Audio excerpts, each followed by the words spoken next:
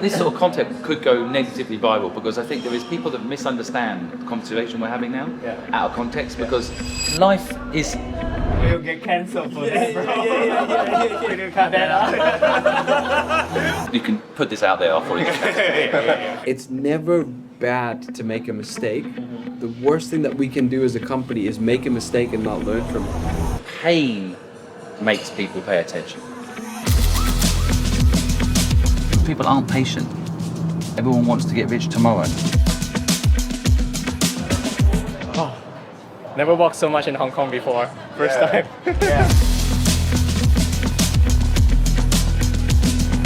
Why are you building this? Like, what's driving you? Do you have like, you sold your company, you're successful, money, like freedom and all The that? problem is when you have money. When I didn't have money, the good thing was I had no choice but to do a thing. Like I get up every day and I go and do a thing. I never really thought, do I love it? Do I hate it? It's just like I have to do this thing. You have to. Right, you have to do it. Yeah, You have to do it. But when I finally had some money in the bank, I said to my wife, before, I'm going to work today, and my wife would be like, why? I'm like, make money, we have to make money. She's like, yeah, fair enough. But when you've got money, I'm like, I'm going to work today. She's like, why?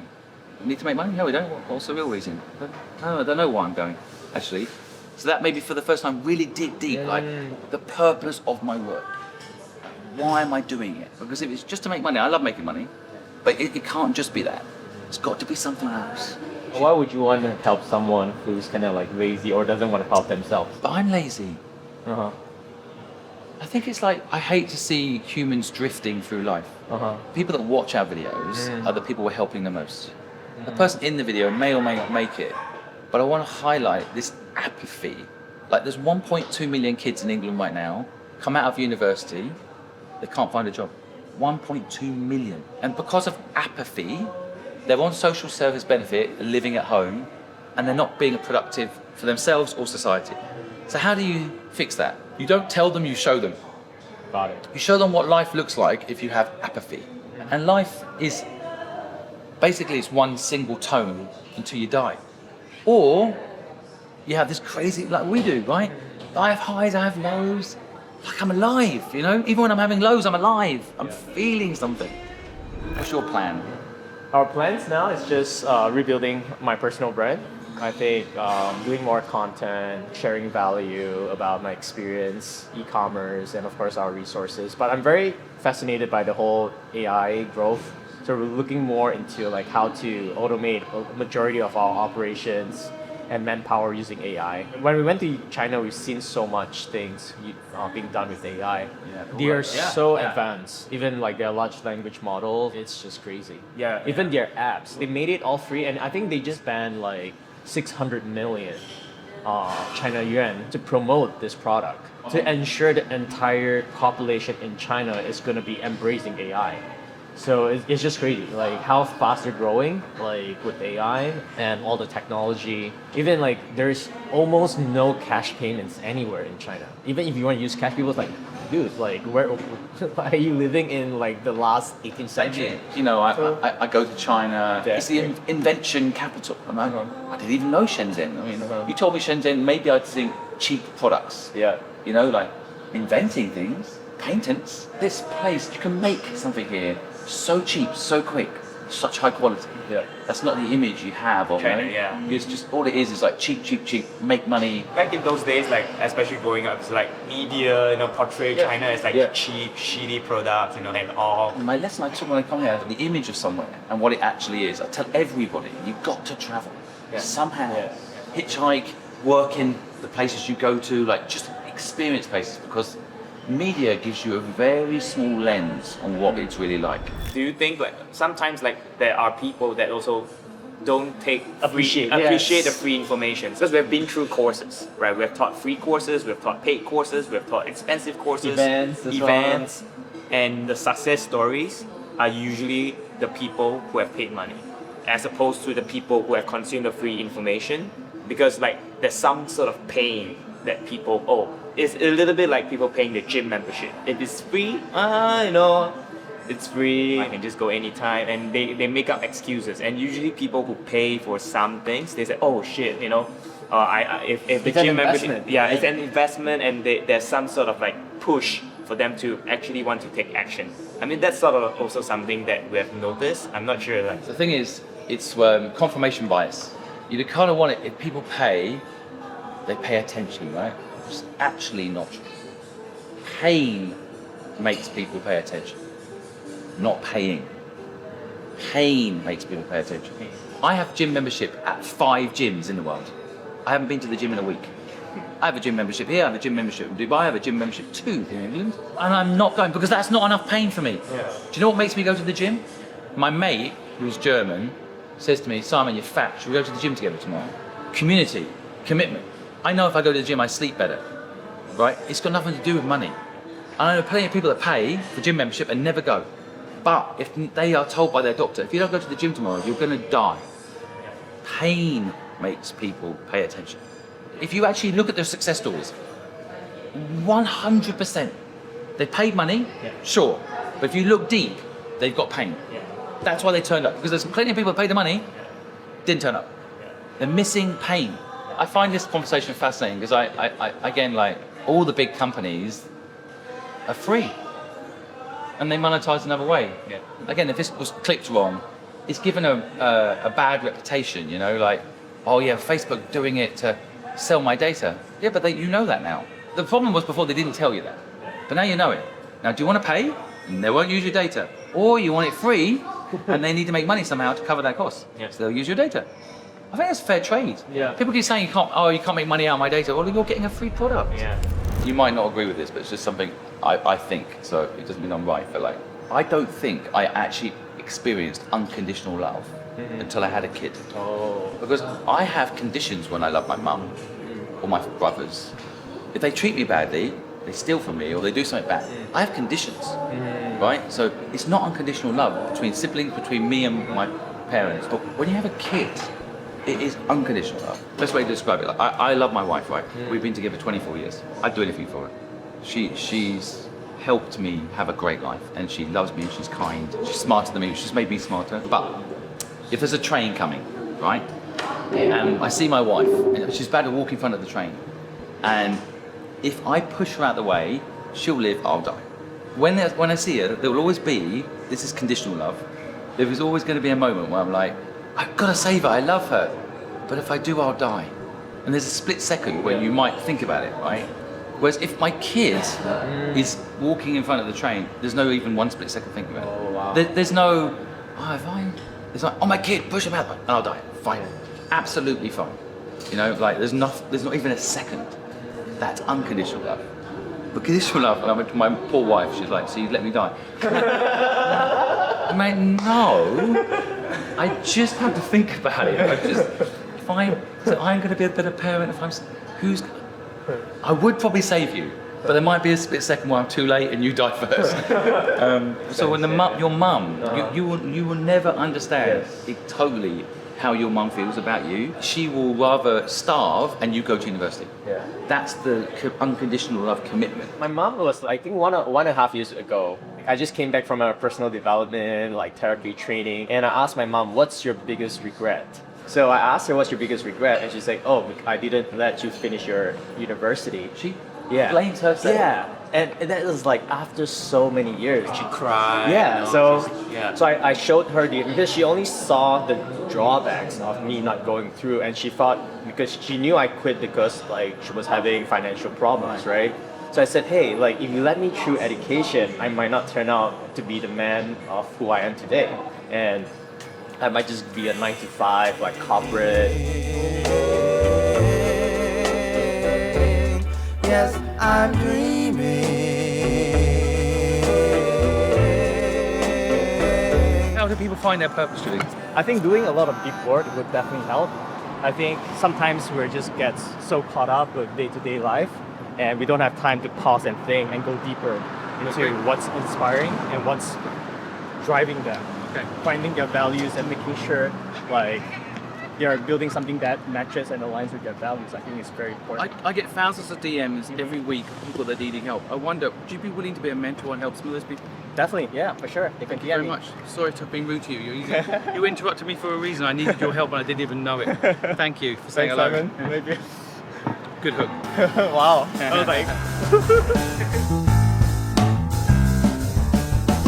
If I knew I was taking you guys around, I would have got a car and beat more. All good, all good. I just see in business, people that come up quick go down quick. As quick as they came up, they fall just as quick. Whereas I think if you steadily climb, Because sometimes you're not necessarily attracting the people that you want. You're attracting course, like the exactly. masses people that especially with hooks that are Yeah, controversial, because then exactly. you're attracting the wrong audience. Now that means you can never boost a post because you'll get fake followers. That means you can't do this click farming because you'll get the wrong community that isn't actually attached to your mission. And trust me, when I started out and you're getting like 200 views, you're like, oh, this doesn't make me look very good, does it? I'm only getting 200 views. Yep. Stuck at it. Because you know what? You get views when you provide value and your quality of your content is good. So it took me 3 years to start getting views. But you know, the thing is, by that time, I'm good at what I do. People aren't patient. Everyone wants to get rich tomorrow.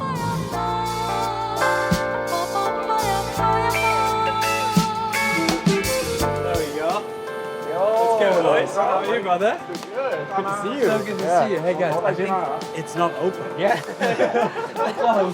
think you missed one part of the I think you missed my message, right? No, right, it's closed though. You said perfect. Yeah, and you said perfect. Oh, really? Yeah, you. oh really? 夕闇に染まるガラスに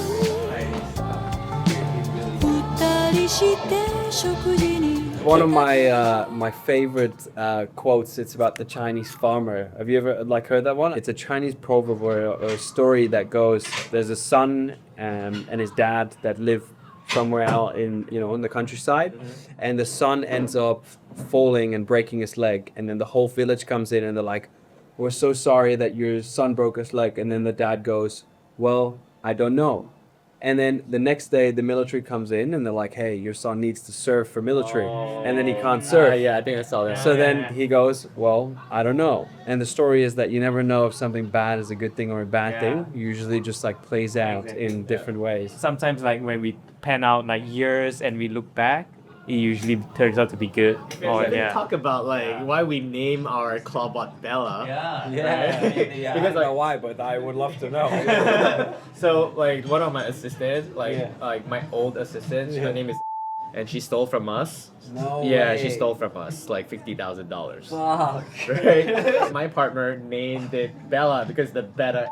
That's so good. So she basically cooked 57 shit. fake invoices, like edited them, falsified all the information, and submitted them. Like she'll break into small amounts, and she'll just keep submitting all those invoices.